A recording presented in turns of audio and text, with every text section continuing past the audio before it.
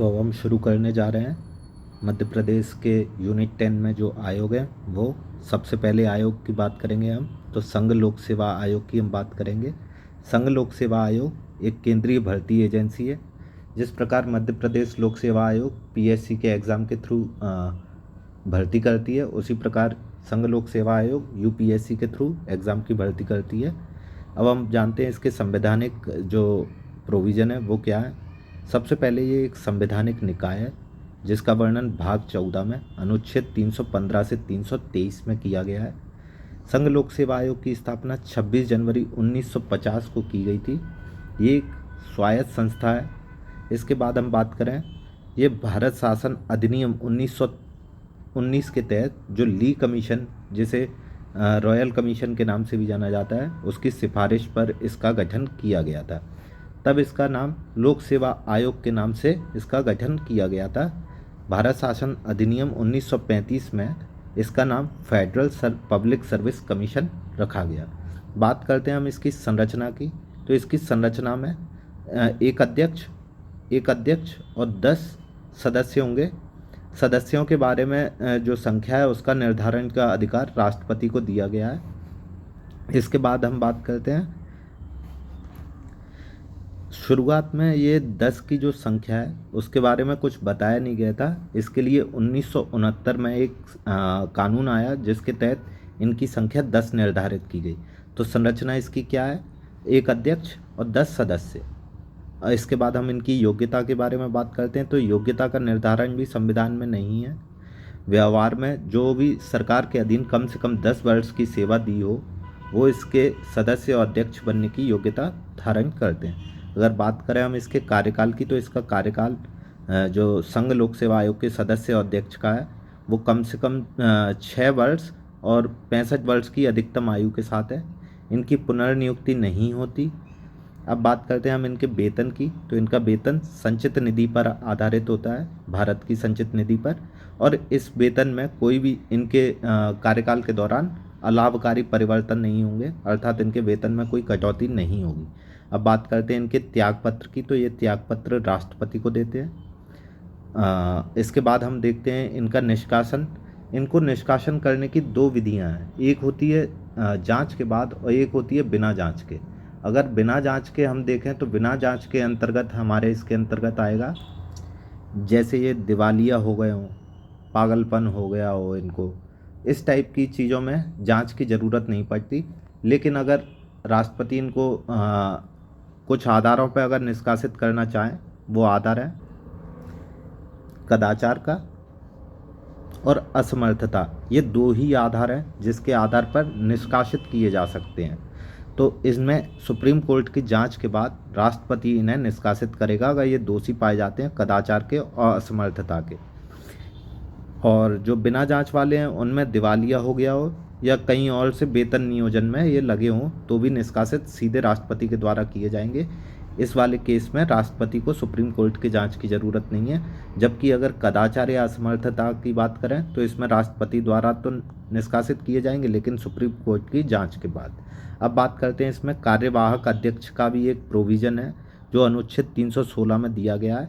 इसके द्वारा जब भी कभी अध्यक्ष नहीं होगा तो राष्ट्रपति उनमें सदस्यों में से एक को अध्यक्ष नियुक्त कर सकता है कार्यवाहक के तौर पर। तो राष्ट्रपति ही नियुक्त करेंगे कार्यवाहक अध्यक्ष। अब बात करते हैं हम इसके रिपोर्ट। तो रिपोर्ट ये राष्ट्रपति को देते हैं और उसके बाद राष्ट्रपति संसद पटल पर रखते हैं।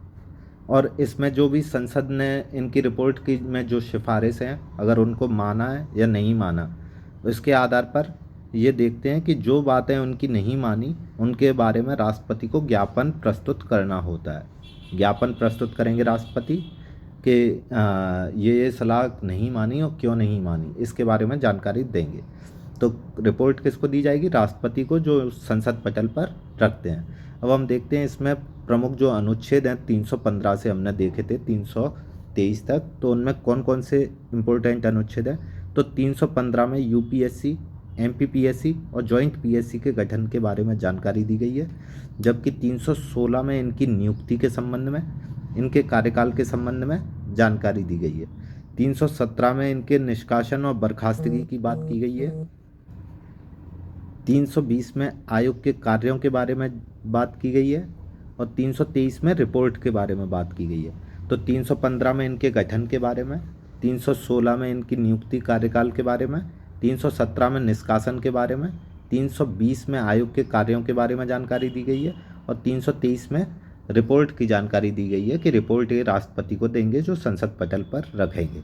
इसके बाद हम कुछ और चीज़ें देख लेते हैं कि यूपीएससी का प्रथम अध्यक्ष कौन है। तो यूपीएससी जब आज़ादी से पहले इसके अध्यक्ष थे रॉस बारकर इसके प्रथम अध्यक्ष थे। और इसके प्रथम भारतीय अध्यक्ष कौन थे? तो H.K. कृपलानी इसके प्रथम भारतीय अध्यक्ष थे। इसमें पहली महिला अध्यक्ष कौन थी? तो रोज मिलियन मैथ्यू इसकी पहली महिला अध्यक्ष थी। और वर्तमान में इसके अध्यक्ष हैं मनोज सोनी। तो मनोज सोनी इसके वर्तमान अध्यक्ष हैं। रॉस बारकर इसके पहले अध्यक्ष थे। पहले भारतीय अध्यक्ष H.K. कृपलानी थे और पहली महिला अध्यक्ष इसकी रोज मिलियन मैथ्यू थी। तो इस प्रकार हमारा ये यूपीएससी का आयोग कंप्लीट हो गया है।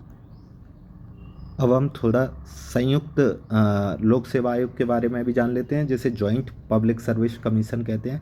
इसका गठन 1935 के एक्ट के आधार पर किया गया था।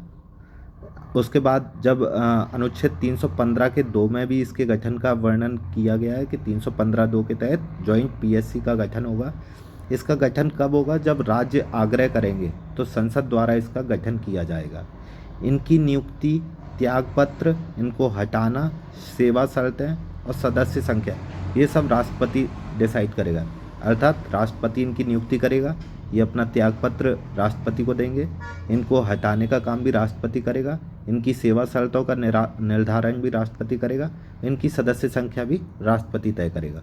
और ये रिपोर्ट की बात करें तो ये रिपोर्ट राज्यपाल को देंगे, जबकि यूपीएससी में रिपोर्ट राष्ट्रपति को दी जाती थी। तो जॉइंट पीएससी में रिपोर्ट राज्यपाल को दी जाएगी। यहाँ ध्यान रखने वाली ये बात है। इसके बाद हम देखते हैं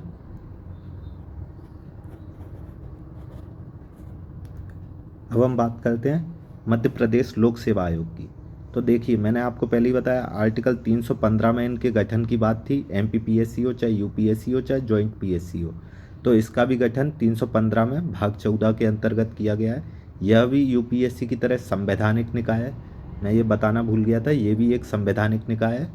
इसकी स्थापना हुई थी हमारे मध्य प्रदेश लोक सेवा आयोग की 1 नवंबर 1956 को, जो कि 27 अक्टूबर 1956 में इसकी अधिसूचना जारी की गई थी। और राज्य पुनर्गठन एक्ट जो आया था 1956 में, उसकी धारा 118(3) के तहत 1 नवंबर 1956 को इसकी स्थापना की गई थी। तो 1 नवंबर 1956 को स्थापना, अधिसूचना कब आई? 27 अक्टूबर 1956 को। और ये किस एक्ट की धारा के तहत है? तो राज्य पुनर्गठन एक्ट 1956 की धारा 118(3) के तहत भी, अर्थात इसमें अनुच्छेद 315 भी आएगा और इसमें राज्य पुनर्गठन एक्ट 1956 की धारा 118(3), ये दोनों इसको गठन के संबंध में प्रावधान करते हैं। अब बात करते हैं हम इसकी संरचना की। तो इसकी संरचना है 1 अध्यक्ष और 4 सदस्य, जिनकी नियुक्ति राज्यपाल करेंगे और जो त्यागपत्र भी अपना राज्यपाल को देंगे। तो राज्यपाल नियुक्त करेंगे इनको, एमपीपीएससी के सदस्यों को, और ये त्यागपत्र राज्यपाल को देंगे। लेकिन इसमें सबसे इम्पोर्टेंट बात है कि इनको हटाएगा कौन? तो इनको हटाएगा राष्ट्रपति। वही आधार है साबित कदाचार और असमर्थता। अगर ये दोनों आधार पाए जाते हैं तो सुप्रीम कोर्ट की जांच होगी। अगर जांच में दोषी पाए जाते हैं तो इन्हें राष्ट्रपति हटा देगा। हालांकि जांच के दौरान राज्यपाल इन्हें सस्पेंड कर सकता है, लेकिन हटाने का काम राष्ट्रपति ही करेंगे।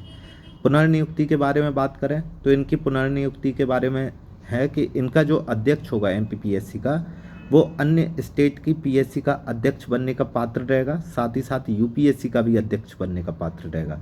जबकि यूपीएससी में उनकी पुनर्नियुक्ति की कोई बात नहीं की गई, वो पुनर्नियुक्ति के कोई पात्र नहीं है। जबकि एमपीपीएससी में जो अध्यक्ष है वो अन्य पीएससी का अध्यक्ष बन सकता है और यूपीएससी का भी अध्यक्ष बन सकता है। जबकि अगर सदस्यों की बात करें तो सदस्य एमपीपीएससी के यूपीएससी के अध्यक्ष भी बन सकते हैं और सदस्य भी बन सकते हैं, और अन्य राज्य में अध्यक्ष के पद पर भी जा सकते हैं। तो एक बार फिर देख लेते हैं इनकी पुनर्नियुक्ति को। जो अध्यक्ष हैं वो पीएससी के दूसरे राज्यों की पीएससी का अध्यक्ष बन सकता है, और यूपीएससी का अध्यक्ष बन सकता है। जबकि अगर हम एमपीपीएससी के सदस्यों की बात करें तो ये यूपीएससी का अध्यक्ष भी बन सकते हैं और सदस्य भी बन सकते हैं, जबकि अन्य राज्यों में ये पीएससी में अध्यक्ष के पद पर बन सकते हैं। वहीं अगर इनके कार्यकाल की बात करें तो इनका कार्यकाल है 6 वर्ष या 62 वर्ष तक की आयु, जबकि यूपीएससी में था 6 वर्ष या 65 वर्ष की आयु। तो एमपीपीएससी में 6 वर्ष या 62 वर्ष। इसके बाद अगर इनका वेतन देखें तो इनका वेतन राज्य की संचित निधि पे है, जबकि यूपीएससी का हमारा केंद्र की संचित निधि पर था। अगर इनकी रिपोर्ट की बात करें तो ये रिपोर्ट राज्यपाल को देंगे, राज्यपाल विधानसभा पर रखेंगे, विधानसभा के पटल पर, और उसके बाद जो भी इनकी सिफारिशें हैं अगर वो मान ली गई हैं तो भी प्रकाशित होंगी, और नहीं मानी उनको भी प्रकाशित करना होता है। अब हम बात करते हैं इसके प्रथम अध्यक्ष की। तो इसके प्रथम अध्यक्ष एमपीपीएससी के डीबी रेंगे थे, जबकि वर्तमान में इसके अध्यक्ष हैं राजेश मेहरा जी। अगर बात करें हम इनके अध्यक्षों में तो एक प्रदीप जोशी जी रहे हैं जो यूपीएससी और एमपीपीएससी दोनों के अध्यक्ष रहे हैं। तो प्रदीप जोशी यूपीएससी के भी अध्यक्ष रहे हैं और एमपीपीएससी के भी अध्यक्ष रहे हैं। तो ये काफ़ी इम्पोर्टेंट फैक्ट है एक इसमें।